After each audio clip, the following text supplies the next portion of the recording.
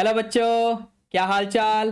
This is OP Gupta, your math mentor on this beautiful channel of yours, that is Mathematica by OP Gupta. So I welcome you all to a brand new session of case study type questions in which we are doing chapter wise and topic wise case study based MCQs for your examination. तो आज का topic क्या होने वाला है बच्चों? आज का टॉपिक आपको स्क्रीन पे दिख रहा होगा। ठीक है बच्चों, तो चलिए जरा आज की क्लास स्टार्ट करते हैं। तो ये रहा बच्चों केस स्टडी क्वेश्चन। यहां पर क्या करना है देखते हैं।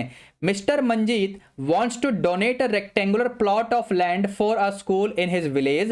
When he was asked to give dimensions of the plot, he told that if its length is decreased by 50 meter, length is decreased by 50 meter and breadth is increased by 50 meter, the area will remain the same. ठीक है, अच्छी बात है।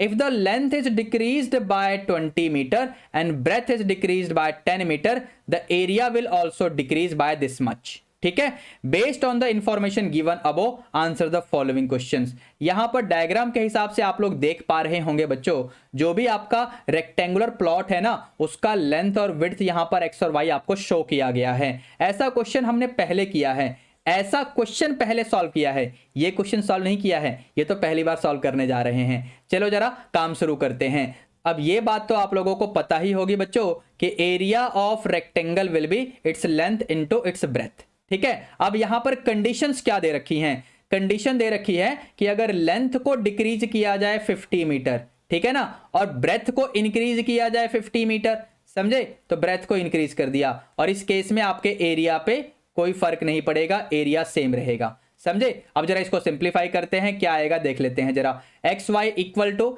यहां पर क्या बनेगा, x into y plus 50x minus 50y और ये माइनस 2500 हो जाएगा। यहां पर सिंप्लीफाई करोगे तो आपको मिलेगा x minus y is equal to यहां पर क्या हो जाएगा भाई 50 यानी 50 ही आ जाएगा। कहने का मतलब ये आपका एक इक्वेशन बनेगा। एक और कंडीशन यहां पर क्या हो रखी है बच्चों कि अगर लेंथ को तुमने डिक्रीज किया 20 मीटर से और ब्रेथ को भी डिक्रीज किया 10 मीटर से, तो आपका जो एरिया है ना वो भी डिक्रीज हो जाएगा। देखो 4800 मीटर स्क्वायर बोला हुआ था। अब जरा इसको भी सिंप्लीफाई कर लेते हैं, तो x इंटू वाई आएगा, वो तो कट जाएगा, फिर आएगा minus 10x minus 20y plus का 200 उधर जाएगा तो माइनस का 200 हो जाएगा, माइनस 4800 के साथ मिलकर ये आपको माइनस का 5000 दे देगा। यहां पर माइनस 10 कॉमन ले लोगे तो x प्लस 2y और यहां पर आपका आ जाएगा 500। तो मतलब आपको दो इक्वेशंस क्या मिली, एक तो ये मिला और एक ये मिला। इन्हें ध्यान में रखना, आगे जरूरत पड़ेगी। ठीक है, अब चलते हैं जरा अपने पहले क्वेश्चन की तरफ। तो यहां पर पूछा हुआ है पहले ही क्वेश्चन में the equations in terms of x and y। तो आपने इक्वेशंस क्या निकाली थी बच्चों, x minus y equal to 50, एक तो ये आया था, और दूसरा इक्वेशन क्या है, x plus 2y equal to 500, x plus 2y equal to 500, ये आपका दूसरा इक्वेशन है। समझे। यानी क्वेश्चन नंबर 46 में ऐसा कहां पर दिख रहा है, तो पहले ऑप्शन में तो गड़बड़ हो गई, दूसरे में भी गड़बड़ है, तीसरे वाले में ये ठीक है और ये भी ठीक है। मतलब ऑप्शन सी यहां पर बिल्कुल ठीक हो जाएगा बच्चों। बात समझ आई? क्वेश्चन 46 का ऑप्शन सी सही हुआ। अब आगे बढ़ते हैं, क्वेश्चन 47 में क्या है, Which of the following matrix equation represents the information given above? यानी यहां पर जो हमने डाटा लिखा है इसको मैट्रिक्स के फॉर्म में लिखेंगे तो कैसा बनेगा।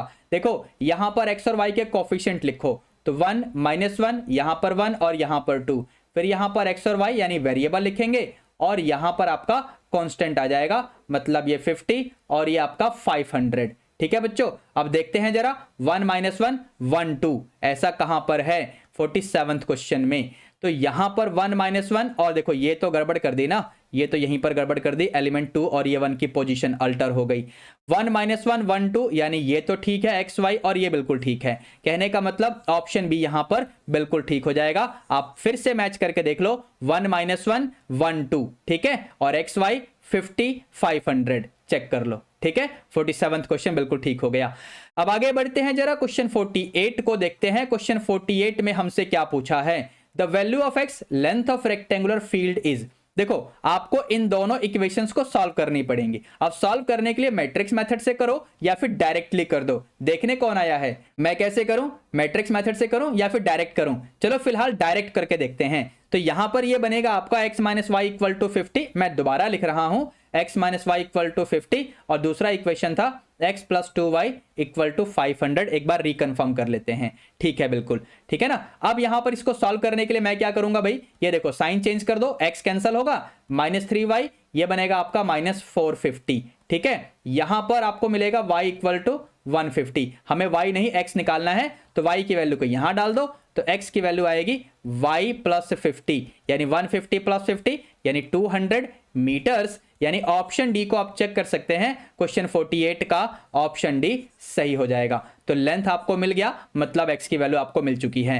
अब 49th क्वेश्चन में क्या पूछा है, यहां पर ब्रेथ पूछा है, मतलब y की वैल्यू वो हम ऑलरेडी निकाल चुके हैं इस वाले क्वेश्चन में। आप देखो ना, यहां पर आपने y की वैल्यू पहले ही निकाल ली थी, यानी ऑप्शन बी यहां पर बिल्कुल ठीक हो जाएगा क्वेश्चन 49 का, ठीक है बच्चों। अब जरा क्वेश्चन नंबर 50 को भी देख लो, ये रहा क्वेश्चन 50 आपके सामने। यहां पर क्या है, how much is the area of rectangular field.